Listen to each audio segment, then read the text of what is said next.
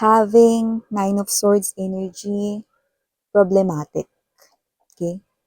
More likely nakita tayo dito na maraming roses, no? Here, no? The blanket here, no? Alam mo kung titingnan mo, no? This roses right here is napapalibutan ng mga parang mga navy blue color squares. So it looks like there are blockages right here. And this roses right here is an indication that you could be dealing here with your love life. There are a lot of mga iniisip mo dito, mga panghihinala, mga parang mga bagay-bagay na hindi nagpapatulog sa'yo at night, not just at night, even though you're working no, on your daily routine, daily na mga ginagawa mo, daily task mo, no, laging nakasisingit ito, no, problema. And I think ito ay may kinalaman sa iyong love life. So let us see. No? Sino itong parang nagkakastigo sa inyong isipan? Sino itong parang iniisip-isip niyo rito no, na parang hindi kayo mapanatag? No? So let us see. Oh, the wheel is parang umiikot pa counterclockwise. We have here the wheel of fortune. So it looks like there is someone here coming back from the past, but let's see.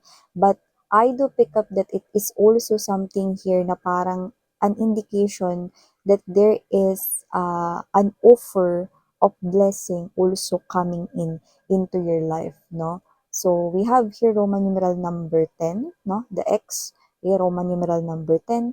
It could be something here that is about to end or needs to end, okay, in order to start something new. So let us see.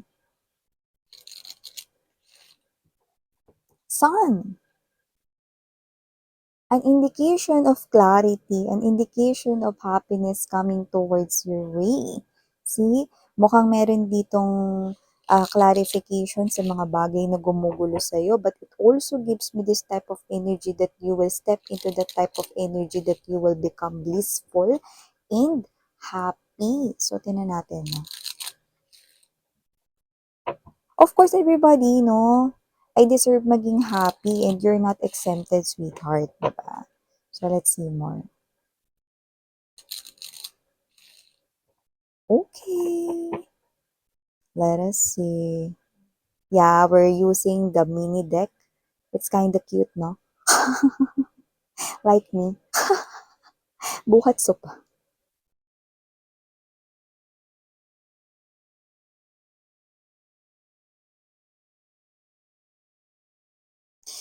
Okay. It looks like mayroon ditong options between two.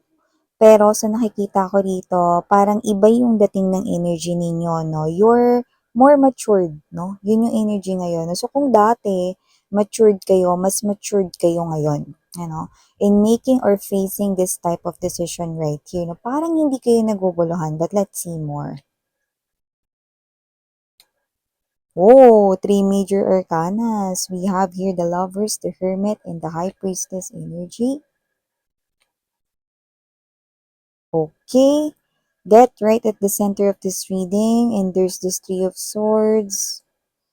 Okay. Seven of Wands. Okay. I got it. Eight of Cups in reverse and Ace of Cups. Okay. You've got options right here and you're making a decision. Your foot, no, ay naka-step forward na. It looks like alam na alam mo ni ito, no? Walang mahirap dito kundi alam mo na kung ano yung gagawin mo, no? Like parang meron ka ng inner knowing with this High Priestess energy to the Hermit, no? May inner knowing ka na dito na parang if ever mangyari itong situation na to, you already know what to do.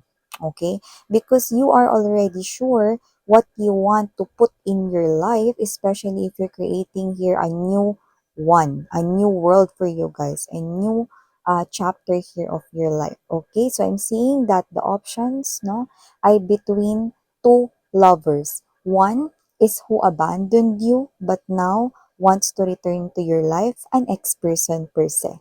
And the other one appears to be the Ace of Cups. It's a new or brand new individual, okay? That can offer you overflowing love, no? Unlike your ex-person here who abandoned you, no? So, let me see more. Let me see the bottom of the deck here for you guys. We have here the Three of Wands energy. You've got the two, you've got the three now. We also have here the star for you guys, and there's this three of pentacles. Yeah. I love your energy. I love how you think. You're more stronger, or like you're stronger right now. I mean, okay. So, before we dive more into your reading, let me just greet everybody first na pero congratulations na kasi alam niyo no, nakita ko dito nag-evolve kayo no, and mas nag-step in kayo sa inyong power no. So nakita ko dito that you became weak no dito sa situation na to noon, but you're getting stronger and stronger each day at mukhang hindi mo yun namalayan, but I'm seeing you na talagang iba na yung version mo ngayon. Nagbago ka na, but it's in a positive way, no? Positive changes yung nangyari sa sarili mo. You've stepped into your better version, no? Of yourself. No? At pag nagpatuloy ito, you're gonna step into the best version of yourself. So, hi and hello there, new viewers. My name is Yan. Welcome here. Sa mga returning kong subscribers and tambayers, thank you sa inyong walang sawang patid and love for me.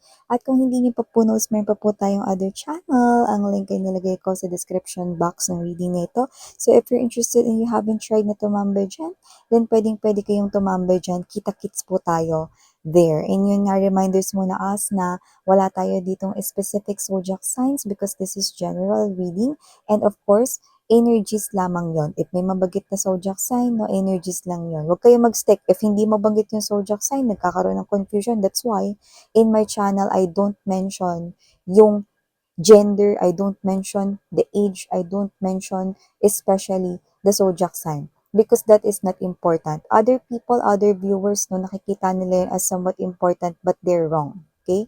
Do not get fixed with a sign because it's just an energy, sweetheart.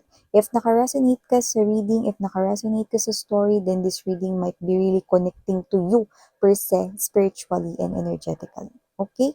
So, yeah, wala tayong gender, di ba? Babae, lalaki, LGBT, lahat welcome. Kasi ayoko magkaroon ng kalituhan dito, no? So, ayoko maguluhan kayo, no? Lalo na kapag nandun na kayo sa point na, ay, para ata sa akin to. Pero kasi, hindi naman binanggit ni Miss Yen yung, zodiac sign, eh. Kaya parang naguguluhan ako, eh, no? So, no. Hindi yun ganun, mga sweethearts, no? Don't pay attention with the zodiac signs, no? It's not that important, okay? So, dito nakikita ko, we have here, Seven of Swords energy, Six of Cups. Someone here wants to sneak back into your life and it's definitely someone you had history with romantically. Pwede rin nag-create kayo ng home together with this person. I'm seeing a house. This could be your house. Pwede kasi mga babes, no? Nagkaroon kayo rito ng marriage, baka kinasal kayong dalawa. This is your ex-husband, this is your ex-wife. Yung iba nakita ko rito, hindi naman talaga kayo nag-divorce, hindi rin naman kayo nag-annul, but you're not living together. Yan, may abandonment issue. Ayan, I'm sorry, hindi ma-focus, May abandonment issue na nangyari rito, but you used to shared love. Okay? So, nakita ko dito na hindi ganun kataas yung wall na na-build ninyo sa inyong relationship, no? And that is what the symbol of the gate here, no? Yung bricks na gate, yung wall, no? So, hindi ganun kataas, no? Not enough to cover the whole house. So, it got ruined, no? So, nakita ko dito this house, no? Nagkaroon dito ng sweet na parang mga moments, no? Pwedeng yung iba sa inyo, meron kayong naging anak, no, but doesn't have to be. That's not applicable to everybody. But you used to live with this person here. Pwedeng naging ka-live-in mo siya for too long. Or maybe this is you, naging married ka sa kanya. Yung iba naman, pwedeng na-annulled kayo, separated, yes. Yung iba parang naghiwalay na lang, no, pero hindi legally. Yung iba, pwedeng matagal kayo naging boyfriend, girlfriend, matagal kayo magka-in relationship, but not enough for you to stay into each other's arms, no? So, kung sino man to, it's a past energy wanting to sneak back into your life. This person here, pwedeng meron siyang ginawa ditong something sneaky, mga behaviors, yes, with S, no?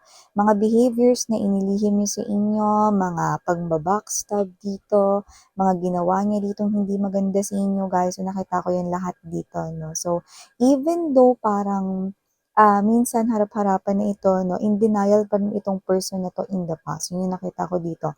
Siya, yung isa sa mga options ninyo with the Lover's card energy.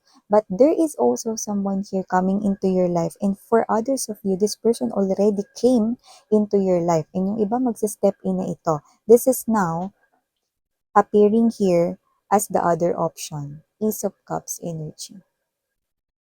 The other option right here appears to be a brand new love. At kung makikita ninyo, parang falls or parang ragasan ng talon, 'di ba? Sa Tagalog, ng falls ay talon, 'di ba? So, yan mga babes, no? Etong person na to, no, is someone here who can definitely offer you this type of ragasang love right here, no? So, this person right here is yun yung makakapagbigay sa inyo ng tunay na commitment, no? Yung tunay na marriage vow, hindi lang binabanggit basta kundi tuto pa rin, no? Ang mga nakasulat doon, no? Sa harap ng Panginoon at sa harap ng mga taong mga minamahal mo. Blended family right here. So, I'm saying that this person here came from a background kung saan very family-oriented and loving, no, ang kanya ritong mga soul tribe at community. So this person here with this flowers in here, no, this person here will love you for who you are. Okay? No need na magpaganda everyday, no need na magpagwapo. Hindi ko sinabi na huwag kayo maligo. Pero kahit na, hindi kayo maligo, hindi kayo mag-ayos, this person here will love you for who you are, will accept all of your mistakes, no? And this person right here, no, will be putting an end, no, doon sa mga parang hindi mo magagandang experiences when it comes to love, no? Tatabunan niya lahat ng iyon. This dove right here, this kalapate here, no, is a symbol of new beginning. Remember, when Noah's Ark, 'di ba yung kwento nun, na tumigil yung mataas na baha, yung malakas na pag-ulan, no? Tapos may dala-dala na yung kalapati ng dahon. So, ibig sabihin, it's a promise na tapos na yung baha, tapos na yung malaking bagyo. So, parang ganun din dito, no? So, may hahalin tulad natin na kumawi na. Kung makikita mo, kumawi yung ulap sa likuran at naging clear yung ulap sa likuran, 'di ba? So, ibig sabihin, this is the type of love right here na makakaasa kayong tapos na yung pagdudusa at yung sacrifices nyo when it comes to love. So that's why hindi kayo naguguluhan with these options right here. Your main energy is the Death card energy and the Three of Swords right here. Meaning to say you're putting an end to your brokenheartedness. You're putting an end to all of your sufferings from your past love that you've connected with. From your romantically history, mga legend, no, lahat yun tapos na. You are no longer into the type of position na hindi ko na kailangan na depensahan yung sarili ko para ma-receive ko yung love. Hindi ko kailangan na makakuha or maka-receive ng less than what I deserve. So these are all your realizations. These are all your inner knowings. These are all part of the messages the universe wants you to receive talaga. And now, universe is so happy talaga that you are now accepting all of these truths in your life. So, nakikita ko na itong sitwasyon na to, bago pa ito dumating, nalalaman mo na kung ano ang dapat iyong gawin. The lovers right here is an indication of options between your ex-lover and your new love coming into your life, and for others already stepped into your life. I'm seeing you right here doing this final decision with the Two of Wands. You're not hesitating right here. Your one foot, no, is naka-step forward, no? At kung mapapansin mo, no, yung foot na naka-step forward, no, is yun din yung same hand na hawak ng globo. So meaning to say, this is the type of situation right here that you're gonna enter, and this is the world that you wanna create for yourself. A new beginning, a new chapter right here, not just in love, but in your whole life in general, no? So, nakikita natin yun dito. You're choosing new love over this old love right here, this past lover right here, because you already know, no? You already know, you already had all of those experiences, not anymore coming back from this ex-lover right here. Your future is very evident na nakikita natin dito na marami pang healing na mangyayari sa buhay mo. Healing sa iyong kaperahan, healing sa iyo ritong health, healing sa iyo rito iba din nakakatulog na maayos. You're gonna receive all of those, no? Payapa, kalmado, no? You will be into this type of energy that you relax, you're chill, you're calm, you're still, no? And this is you receiving here, no? All of the things that balances in your life, no? Pera, hindi man yun magsabay-sabay, but you're gonna witness, okay? The miracles that you haven't seen, no? From this past few years, no? Star card is the promise of healing. Healing in your money problems, financial issues, money issues, pentacles, coins issues, everything, no? Healing sa yung love life per se, love life here, no, na talagang ito na yung true love na yon, no more sufferings, no need to receive less, no need to prove yourself to this person here because this person here will love you for who you are. And with this Three of Pentacles energy, you're gonna build, no? Yan, no, kung may kasama ka na dito. You're gonna build a future here, your life, no? You're gonna live at its fullest na. No need na rito na parang kailangan mong mag-worry at mag-alala for tomorrow.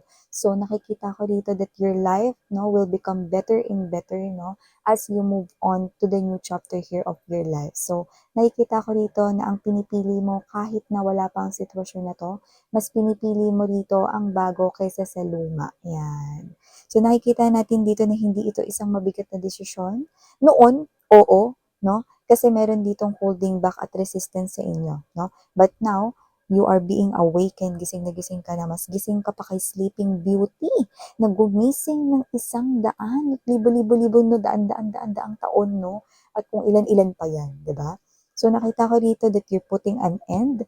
That right here means rebirth. You're giving that rebirth to yourself, new beginning. You're putting an end to your brokenheartedness. And this is you. I don't like to defend anymore. I'm too tired defending for myself, no? So this is you. You're moving towards here with your life.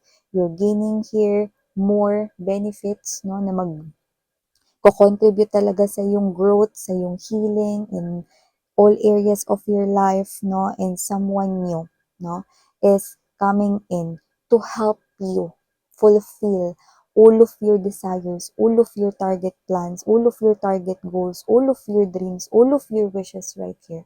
This person here will be your knight in shining armor, your princess in white horse, your queen, your king that will never leave your side.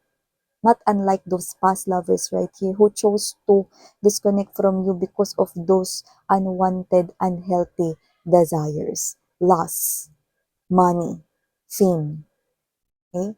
Vices, bisyo, everything. Okay? So, for the new chapter, no one here ang iiwan sa'yo. Everybody will contribute to your growth and they will never leave by your side. This is something here na parang pangmalakas ang army. Mga kaibigan, mga bagong koneksyon na madadagdag sa soul tribe mo. Family, blended family na will be always there to support you. Okay? So yeah, claim all of these messages right here. For some reason, it's stand out dito ang initials B at J. Baka meron ka niyan. Or initials yan ng person right here. Baka meron siya niyan sa letters niya.